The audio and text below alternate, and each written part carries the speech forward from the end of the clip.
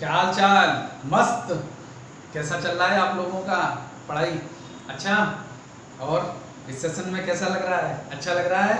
Class वगैरह अच्छी लग रही है? कमेंट आप लोगों के आ रहे हैं, अच्छा लग रहा है। हम भी इम्प्रूव कर रहे हैं अपने आप को, और आप लोग भी क्या करिए, बेहतर से बेहतर करिए, ठीक है ना, ताकि आपके पेरेंट को अच्छा लगे, ठीक है ना, कि आप लोगों ने इस लॉकडाउन में काफ़ी मेहनत किया और अपने को इम्प्रूव किया, ठीक है ना। तो अभी हम लोग जो है एनसीईआरटी का जो चैप्टर नंबर 3 शुरू करने जा रहे हैं, जिसका नाम है synthetic fibre and plastic. This is the most important topic of your syllabus, ठीक है। इससे क्वेश्चन काफ़ी बनेंगे आप लोगों के कॉम्पिटिटिव एग्जाम्स जैसे में भी आप लोगों के इस तरह के क्वेश्चन आ सकते हैं, ठीक है ना। तो अब लोग ये जो फाइबर चैप्टर है, इसको आप लोग अभी से इसको बेसिक आप इसलिए पढ़िए क्योंकि ये जो है आगे जाके आपकी 12th क्लास में भी काफ़ी हेल्प करेगा, आप लोगों के हेल्प करेगा। और आप लोग इसके द्वारा जो है अच्छे इंट्रोडक्शन और इस पर इंट्रोडक्शन वगैरह जो पढ़ेंगे तो आपके क्या है कि जीवन की फील्ड में भी काम आ सकता है। जैसे कोई टेक्सटाइल इंजीनियर बनता है तो टेक्सटाइल इंजीनियर बनने में उसको इसकी ज्ञान और फैब्रिक्स और ये सब के बारे में क्या होनी चाहिए, इंट्रोडक्टरी नॉलेज तो होनी चाहिए ना बेटा। हाँ, विदाउट ऐसे कैसे टेक्सटाइल इंडस्ट्री चलाओगे आप लोग, कैसे आगे जाओगे। तो बेसिक जो स्किल्स है ये यहीं से डेवलप होनी स्टार्ट हो जाती है। तो हम इस चैप्टर में आप लोगों को ये बताएंगे कि आपका बेसिकली क्या होता है कि जो हम ये कपड़े पहनते हैं, जैसे ये पहन रखा है, कॉटन है, लिनन है, टेरिकॉट है, टेरिलीन है, डिफरेंट टाइप ऑफ फैब्रिक्स, ठीक है ना। ये फैब्रिक्स बेटा आता कहाँ से है, ठीक है ना, ये आता कहाँ से? ये डायरेक्टली तो आ नहीं जाता होगा, आ जाता है नहीं आता है, तो ये आता कहाँ से? सबसे पहले आप लोग अपने दिमाग में लाइए ये चीज़ें आती कहाँ से, ये फैब्रिक आता कहाँ से है। घरों में है, आप लोग देखते होंगे कि आप लोग कारपेट बिछे हुए होंगे, आपकी बेडशीट होगी, बेडशीट अच्छी बेडशीट तो बनी जाती है, वो सब फैब्रिक से बनती हैं। कर्टन है, कर्टन भी बनते हैं तो वो फैब्रिक से बनते हैं। ये फैब्रिक्स आते कहाँ से हैं? तो इसके लिए आप लोग ध्यान रखिए कि ये होते हैं फाइबर्स। फाइबर्स क्या होते हैं? छोटे छोटे जो है लंबे थ्रेड्स होते हैं, ये आपके लंबे थ्रेड्स होते हैं, लॉन्ग थ्रेड्स होते हैं। ये थ्रेड्स जो होते हैं कन्वर्ट होते हैं किसमें? यार्न में। किसमें? यार्न में कन्वर्ट होते हैं, और यार्न जो होता है वो फाइनली आपका फैब्रिक में कन्वर्ट होता है। तो दिस प्रोसेस में भी converted in 2 step, fibrous in converting yarn and yarn is finally converted in fabric। तो ध्यान करिए कि फैब्रिक बनाने में आपको गुजरना पड़ता है यार्न बनाने में, और यार्न बनाने से फिर आपको क्या करना पड़ता है? ये आपके पहले आपके ये थ्रेड होते हैं, थिन थ्रेड होते हैं, थिन थ्रेड जो होते हैं उससे आप यार्न बनाते हैं, ठीक है, और यार्न से आप फैब्रिक बनाते हैं। और जो फैब्रिक होता है उसको आप लोग जो है किसी भी टाइप में कन्वर्ट कर सकते हैं, ठीक है ना।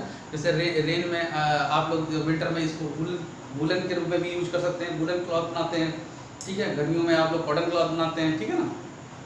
तो इस तरह से आप ये जो है फैब्रिक बना सकते हैं। तो बेसिक डिफरेंस जो फाइबर्स की है वो ये है कि a fibre is thread, is a thread और फिलामेंट। ये लंबे लंबे फिलामेंट होते हैं जिसको आप जोड़ते जाते हो, और इस तरह से ये फिलामेंट जो होते हैं वो स्ट्रॉन्ग होते हैं और बहुत ही फ्लेक्सिबल होते हैं।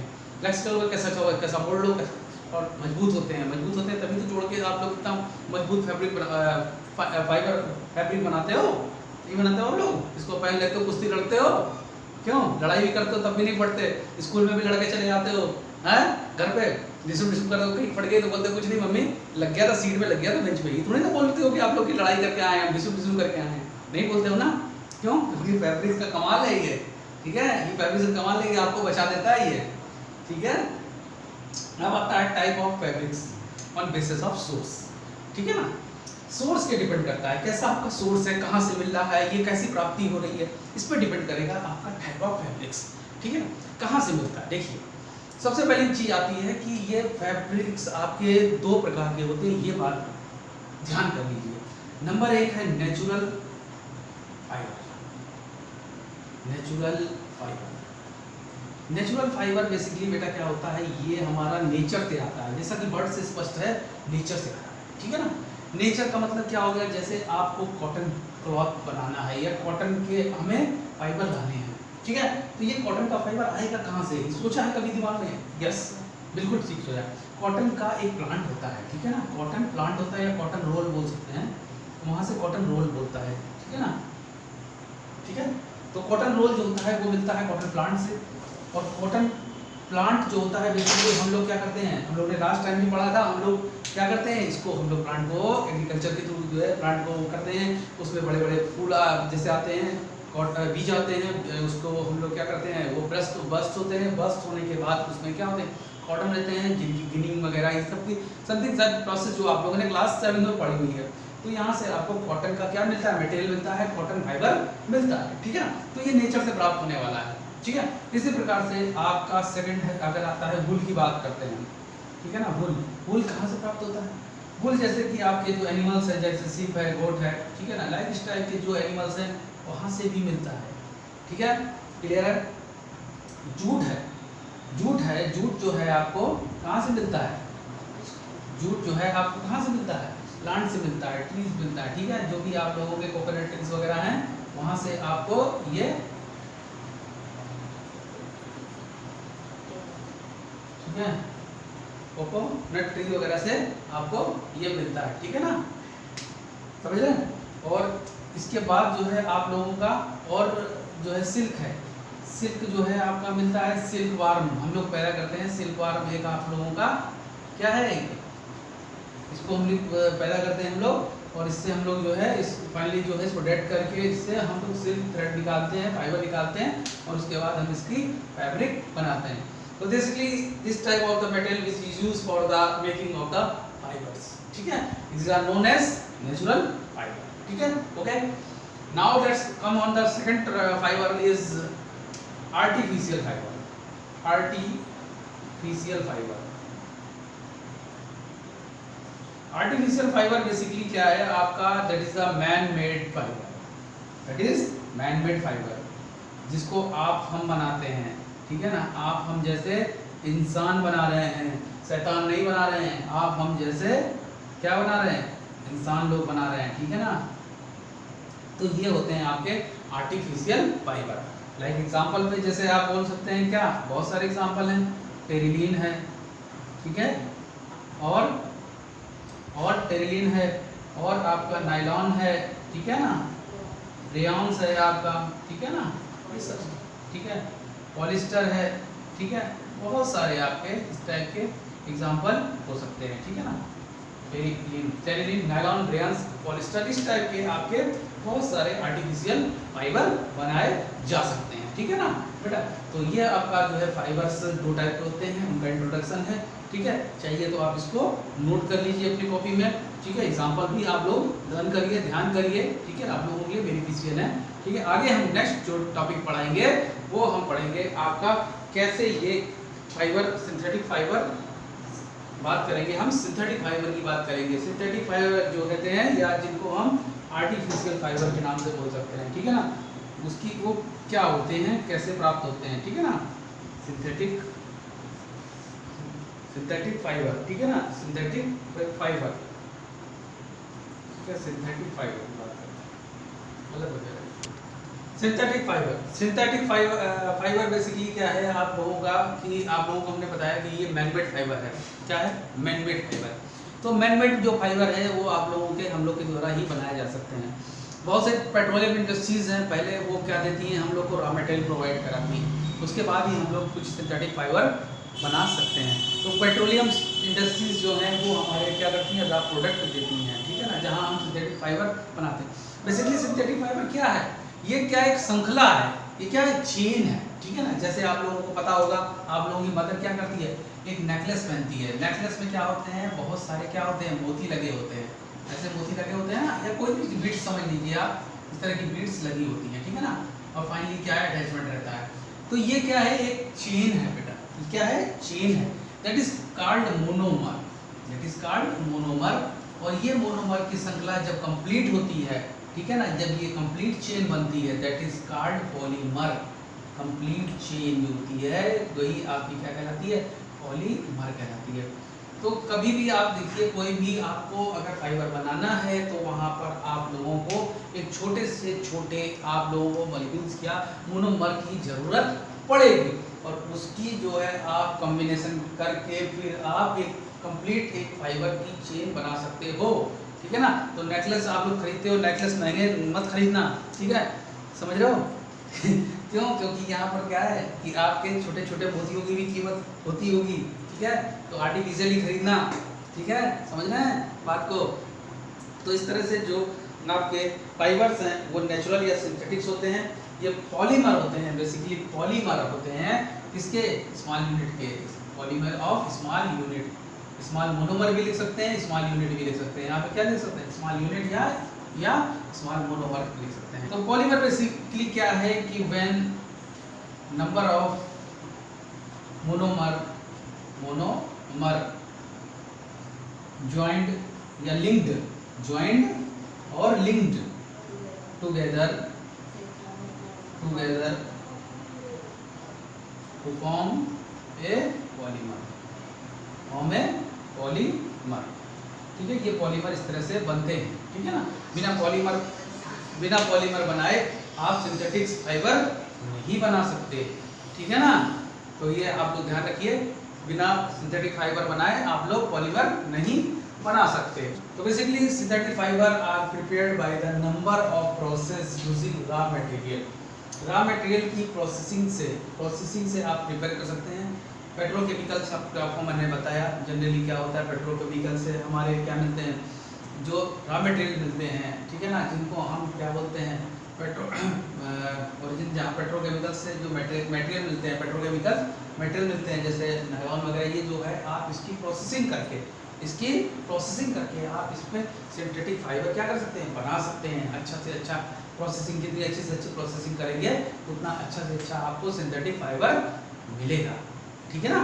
क्लियर है? अब इसके एक टॉपिक पे हम लोग आते हैं, इसकी कैरेक्टरिस्टिक पे। इस पे आते हैं कैरेक्टरिस्टिक पे। Characteristics of synthetic fibre. Characteristic में सबसे पहले आती है इसकी, किसकी बात आती है? इसकी स्ट्रेंथ की बात आती है। किस पे बात आती है? इसकी स्ट्रेंथ में सबसे बढ़िया वर्ड है टेंसाइल स्ट्रेंथ। आप लोगों ने सुना होगा कि आप किसी भी कपड़े को कितना भी आप खींचिए, खींचने के बाद अगर वो फट जाता है या कुछ समय बाद उसमें क्या आती है? छेद हो जाते हैं, दैट मीन्स उसकी स्ट्रेंथ कमज़ोर है, ठीक है ना। वर्ड है टेंसाइल स्ट्रेंथ। टेंसाइल का मतलब होता है जितना भी आप किसी की चीज़ को खींचते हैं, खिंचाव देते हैं, लेकिन उसमें कोई फर्क नहीं पड़े, that is called tensile strength. तो कोई भी सिंथेटिक फाइबर है, इसकी टेंसाइल स्ट्रेंथ क्या होती है? हाई होती है। क्या होती है? हाई होती है, ठीक है ना। तो टेंसाइल स्ट्रेंथ हाई होने से जो होता है, इसमें जो है आपका कितना भी आप फोर्स लगा दीजिए, इसमें क्या होता है? कोई नुकसान नहीं पहुंचता, ठीक है ना। तो ये स्ट्रेंथ इसकी क्या होती है? हाई होती है। दूसरी चीज प्रॉपर्टी आती है, कैरेक्टरिस्टिक आता है इलास्टिसिटी। इलास्टिसिटी क्या होता है? Elasticity is the property of the physical property. Physical property वो होती है कि जिसमें कि किसी भी चीज को आप कितना भी जोर से खींचे और वापस क्या करें? उसको छोड़ देंगे तो अपनी क्या होगी? वो अपनी उसी पोजीशन में आ जाएगी, that property is known as elasticity, ठीक है। और उस टाइप का मेटेरियल क्या बोला जाता है? इलास्टोमर्स, ठीक है। उस टाइप का मेटेरियल जो होता है वो इलास्टोमर्स कहलाता है, ठीक है ना। तो इलास्टिसिटी इज द क्या? बेसिकली प्रॉपर्टी जिसमें आप कोई भी फोर्स लगाते हैं तो क्या होता है? सब्सटेंस या fibre come to the original position में आ जाता है, ठीक है ना। अपनी वापस उसी अवस्था में आ जाता है जिसमें वो था। आपने देखा होगा टी शर्ट्स होती है, टी शर्ट्स को आप लोग लड़ाई करते हो, खींच देते हो, खींचने के बाद वापस कैसी हो जाती है? वैसी हो जाती है, ठीक है ना। ठीक है, आपके प्लेयर्स होते हैं, प्लेयर्स खेलते हैं, कूदते हैं, कितनी भी आप लोगों की देखता हो, गिरता है, पड़ता है, वो कभी क्या होता है? कोई दिक्कत नहीं होती है, ठीक है ना। जब हम लोग क्या करते हैं? स्विमिंग करते हैं, स्विमिंग कॉस्ट्यूम्स पहनते हैं। स्विमिंग कॉस्ट्यूम कैसी होती है? प्रॉपर फिट होती है, अपने इलास्टिसिटी नेचर होता है कि जैसी अपनी बॉडी के अकॉर्डिंगली वो क्या होती है? फिट हो जाती है। लेगीज होती हैं, ठीक है ना। ये सब क्या है? अपनी क्या है? इलास्टिसिटी मटेरियल के कारण, अपने इस प्रॉपर्टीज के कारण जो है ये क्या मानी जाती हैं? अच्छी मानी जाती है कि इनमें इलास्टिक नेचर होता है। इस फाइबर्स में क्या होता है? इलास्टिक नेचर अच्छा होता है, ठीक है ना। थर्ड आता है वाटर एब्जॉर्प्शन। अब इनमें क्या होता है? इनमें वाटर एब्जॉर्ब करने की प्रॉपर्टी क्या होती है? कम होती है in comparison of water cotton, less absorb water, ठीक है ना, in comparison of cotton. Cotton के कंपैरिजन में इसमें जो वाटर को एब्जॉर्ब करने की प्रॉपर्टी होती है वो कम होती है, ठीक है ना। तो आप लोगों को पता होगा, कोई भी आप लोगों का जो टी शर्ट्स है, शर्ट्स है, सॉक्स है, अगर वो किससे बना हुआ है, सिंथेटिक फाइबर से, तो उसमें क्या होगा, वाटर भी कम एब्जॉर्ब होगा और वो ड्राई भी फास्ट होगा। क्या होगा, ड्राई भी फास्ट होगा, क्योंकि वो वाटर कम एब्जॉर्ब करेगा, ठीक है ना, समझ लेना। तो ये वाटर एब्जॉर्प्शन की प्रॉपर्टी है कि जिसने आपने क्या किया, वाटर कम एब्जॉर्ब करेगा तो वो उतना ही ड्राई भी फास्ट होगा। तो सिंथेटिक फाइबर की ये प्रॉपर्टी है कि जिसमें कि आपका वाटर एब्जॉर्प्शन क्या होता है, लेस होता है, ठीक है ना, क्लियर है। फोर्थ आती है आपकी रिंकलेस रेजिस्टेंस, रिंकल रेजिस्टेंस की बात करते हैं तो हम लोग यहाँ पे ये बात करते हैं कि जो भी सिंथेटिक फाइबर हैं वो क्या होते हैं, वो आपके क्रीज सुनी है, नहीं सुनी बच्चों, क्रीज। आप लोगों के फादर क्या करते हैं, अपनी शर्ट में उनकी एक लाइनिंग सी बनी रहती है, जब वो प्रेस कराते हैं ना, ठीक है ना, या पैंट में क्या रहती है, एक क्रीज रहती है। लेकिन जब भी आप कॉटन फैब्रिक्स देखोगे, कॉटन फैब्रिक्स में कोई भी क्रीज नहीं होती है। अगर मैं इस टी शर्ट पे क्या करूं, इसको प्रेस कर दूं और इसमें सोचूं कि ये ऐसी फिट रहे, ऐसी लाइनिंग रहे, देखिए ऐसी लाइनिंग मेंटेन रहे, तो ऐसी लाइनिंग मेंटेन नहीं रहेगी, वो क्या होगी, थोड़ी देर बाद हट जाएगी, ठीक है। लेकिन सिंथेटिक फाइबर से बने हुए फैब्रिक्स में क्या रहता है, आप लोगों का परमानेंट क्रीज रहती है। क्रीज जो रहती है वो परमानेंट रहती है, ठीक है ना। जब भी आप पैंट वगैरह देखते हैं, अपने फादर की पैंट देखिए, कहीं भी देखिए, आप लोग अपनी शर्ट देखिए, आप अपनी स्कर्ट्स या वो देख सकते हैं, तो उसमें क्या है, प्लेट्स बनी होती हैं, वो प्लेट्स वैसे की वैसी मेंटेन होती हैं। आपकी मदर वॉश भी कर देती है, तब भी वो वैसे की वैसी मेंटेन बनी रहती है, ठीक है। आपकी वो मानता हूँ कि सिंथेटिक फाइबर पूरी तरह से नहीं है, लेकिन उसमें भी कुछ ना कुछ मिक्सिंग होती है, जिस कारण से ये परमानेंट क्रीज जो है वो मेंटेन रहती है, ठीक है ना। तो रिंकल रेजिस्टेंस का मतलब होता है रिंकल का मतलब क्या होता है, किसी भी चीज में क्या पढ़ना, सिकुड़न पड़ना। तो रिंकल जो रेजिस्टेंस रहती है वो क्या रहती है, कंप्लीट रहती है और डू नॉट क्रम्प्ट इजीली। ये क्रम्प्ट नहीं होते मतलब कि ये बिगड़ते नहीं है, इनका कुछ बिगड़ता नहीं है, ये जैसे के जैसे रहते हैं। आप कहीं भी सो जाइए, गिर जाइए, खेल लीजिए, कूद जाइए, ठीक है ना, कैसे भी कर ले, लेकिन कॉटन वगैरह क्लॉथ में रिंकलनेस पड़ती है, ठीक है, रिंकल्स भी आते हैं, क्रीज भी नहीं बनती है और वो जल्दी सिकुड़ जाते हैं, ठीक है ना। तो ये इसके कुछ कैरेक्टरिस्टिक हैं, ठीक है, जिनको आप नोट कर सकते हैं, तो प्लीज़ नोट डाउन, ठीक है। 1 2 3 पॉज द वीडियो। तो एक चीज़ मैं आप लोगों से पूछ रहा हूँ, ठीक है, आप लोग का पेंट ब्रश होता है, पेंटिंग करते हैं आप लोग, अच्छा लगता है पेंटिंग करना, क्या बनाना अच्छा लगता है आप लोगों को, सीरीज, किसी का कार्टून पिक्चर, ये सब अच्छा लगता है आप लोगों को बनाना। अच्छा चलिए, जो भी आप लोगों के ब्रशेस होते हैं, ब्रश किसके बने होते हैं, ब्रशेस किसके बने होते हैं, किसी ने गौर किया है, कभी देखा है, नहीं देखा, वो भी आपके सिंथेटिक फाइबर के ही बने होते हैं। गौर करिए, वो भी आपके सिंथेटिक फाइबर के बने होते हैं। मम्मी आपकी कलर करती है, पेंट करती है, सब कुछ करती है, ठीक है, वो भी आपके किसके बने होते हैं, सिंथेटिक फाइबर के बने होते हैं। सिंथेटिक फाइबर के क्यों बने होते हैं, क्योंकि किसी लॉन्ग लास्टिंग प्लास्टिक होती है due to the elasticity and water absorption property, due to two properties, that is the elasticity, water absorption property. आपने देखा होगा पेंट ब्रश में हम कलर में डालते हैं तो वो कलर को एब्जॉर्ब कर लेता है, क्या कर लेता है, एब्जॉर्ब कर लेता है, ठीक है ना।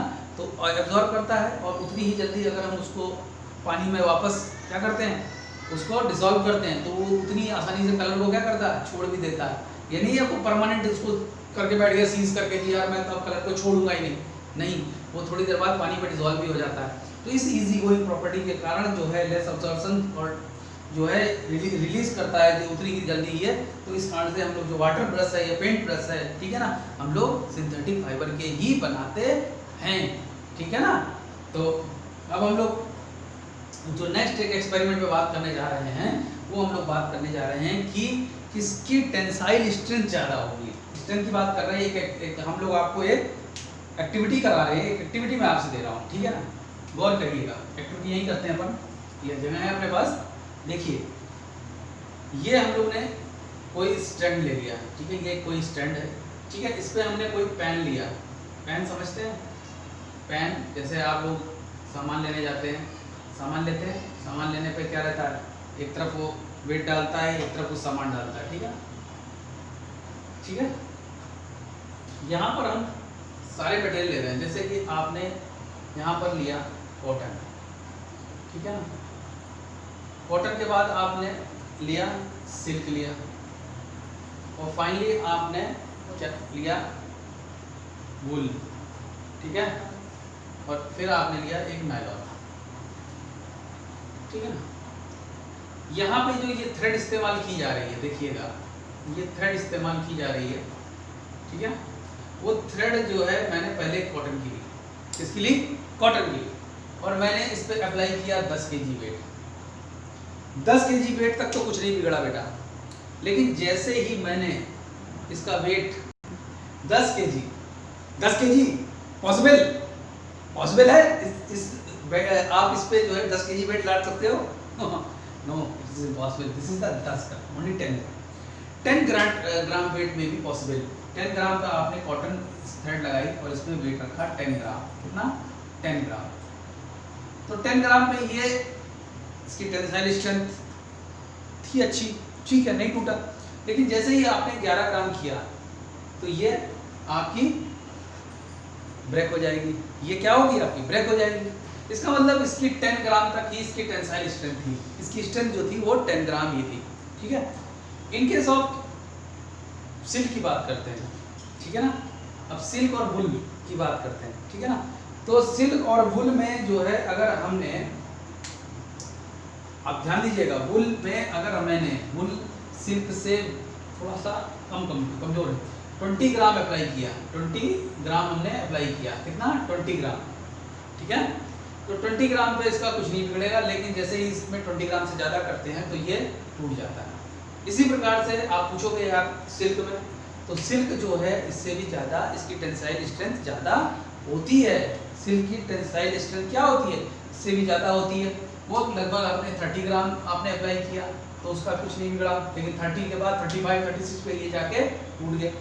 नायलॉन जो है, नायलॉन आपने लगभग जो है इससे और ज़्यादा 50 ग्राम आपने अप्लाई किया, तब तक वो उसकी जो है टेंसाइल स्ट्रेंथ बनी रही, ठीक है, उसका कुछ नहीं बिगड़ा, तो इसका मतलब ये कह सकते हैं कि सबसे कम जो स्ट्रेंथ थी वो किसकी थी, कॉटन की थी, सबसे कम किसकी थी, कॉटन की, और सबसे ज़्यादा किसकी थी, नायलॉन की। इसलिए ये कहा जा सकता है कि synthetic fibre having a long tensile strength, एक अच्छी टेंसाइल स्ट्रेंथ, रेजिस्टेंस रखते हैं, जिसके कारण से ये जो है उपयोग में लाते हैं, कैसे परफेक्ट यूज में रहते हैं। कहीं पर भी आप लोगों को रस्सी वगैरह भी बनानी हो तो भी आप लोग नायलॉन रोप बना सकते हैं, ठीक है ना, कॉटन रोप इतनी नहीं चलेगी आपके घरों में, ठीक है, जितनी आप लोगों की नायलॉन रोप चल जाएगी। क्यों, क्योंकि मम्मी को समझाना, मम्मी नायलॉन रोप की टेंसाइल स्ट्रेंथ ज़्यादा होगी, ठीक है ना, समझ रहे हो। तो इस तरह से आपको एक मजबूत और एक अच्छी सिंथेटिक फैब्रिक या रोप या जो है आप लोगों का क्या बोल सकते हैं, बैग्स वगैरह जो भी हैं वो अच्छी टेंसाइल स्ट्रेंथ के होने चाहिए by help of synthetic fibre, ठीक है। सिंथेटिक फाइबर जितना यूज आप लोग करेंगे तो आप लोगों को उतना ही बेनिफिट मिलेगा, ठीक है ना। ओके, तो pause the video and note down. बच्चों यहाँ पे एक्टिविटी पहली समझ में आ गई आप लोगों को, कैसे हमने डिटरमाइन किया tensile strength of the different material, ठीक है ना, डिफरेंट टाइप ऑफ फाइबर्स के जो है हमने फाइबर की मटेरियल लिए और वहाँ पे हमने कैसे जो है उनकी टेंसाइल स्ट्रेंथ चेक की, ठीक है ना। तो यहाँ पर हम लोग जो है नेक्स्ट एक्टिविटी करने जा रहे हैं, जिसमें हम डिटरमाइन करेंगे वाटर एब्जॉर्बिंग कैपेसिटी, ठीक है, कितनी वो एब्जॉर्ब करता है, कितनी ज़्यादा से ज़्यादा वो वाटर एब्जॉर्ब करता है, ठीक है ना। तो जैसे कि आप लोग ने एग्जाम्पल के तौर पे लिया, सबसे पहले एक हमने कॉटन लिया, सेकंड आपने वही लिया वूल लिया, वूल के बाद थर्ड आपने लिया रेयॉन्स लिया, रेयॉन, ठीक है, फिर आपने क्या लिया, नायलॉन लिया, ठीक है, ये आपने 4 मटेरियल आपने ले लिए, क्लियर। आपने एक बीकर लिया, ठीक है ना, और एक आपने वेइंग बैलेंस लिया, ठीक है ना, ये आपकी वेइंग बैलेंस है कुछ इस टाइप की, ठीक है। तो जब आपने इस बीकर में, ठीक है, वाटर लिया और आपने कॉटन के उतने ही वेट को, मान लीजिए आपने कैलकुलेट कर लीजिए, मुझे तो साहब जो है 5 ग्राम कॉटन लेनी है, 5 ग्राम वूल लेना है और 5 ग्राम रेंस लेना है और 5 ही ग्राम नायलॉन लेना है, ठीक है ना। सब 5-5 ले लिया। अब अपनी इच्छा से लीजिए, कोई दिक्कत नहीं है। 5 की जगह आप 2 भी ले सकते हो, 3 भी ले सकते हो और 10 भी ले सकते हो, चलेगा, ठीक है। अब आपने क्या किया, इसको पेमेंट पे इसको आपने इसका वेट ले लिया। अब आपने क्या किया, इसको बारी बारी से आपने इसमें डिप किया। पहले आपने जब कॉटन को इसमें डिसॉल्व किया, कॉटन को डिसॉल्व किया, तो अब कॉटन का फिर से आप क्या करिए, डिसॉल्व करने के बाद बाहर लीजिए और बाहर लाने के बाद फिर उसका वेट मेजर करिए, ठीक है ना। बाय द वे इसका वेट आपका कुछ निकलता है बाय द वे 10 ग्राम, ठीक है। लेट अस कंसीडर, आप कर सकते हो, घर पे कर सकते हो, ऐसी बात नहीं है। कॉटन की ला के अपने घर में थोड़ा थोड़ा करके मेजर कर सकते हो।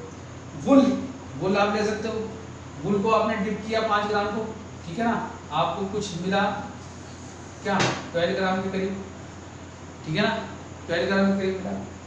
रेंज को लिया आपने, रेंज को लिया, रेंज में आपके जो है लगभग आपके 7 ग्राम के करीब जो है आप लोगों का मिला, ठीक है। और नायलॉन लिया, नायलॉन जिसमें आपका 6 ग्राम, ठीक है। मतलब कि ये इतने ग्राम पानी को एब्जॉर्ब कर रहा है, मतलब ये प्लस ये 5 ग्राम तो पहले का वेट था और 10 ग्राम हो गया, that means 5 gram absorbing capacity of water, इतना ये एब्जॉर्ब कर सकता है, ठीक है। 5 ग्राम that is 12 gram, that means 7 gram of absorbing capacity of the wool.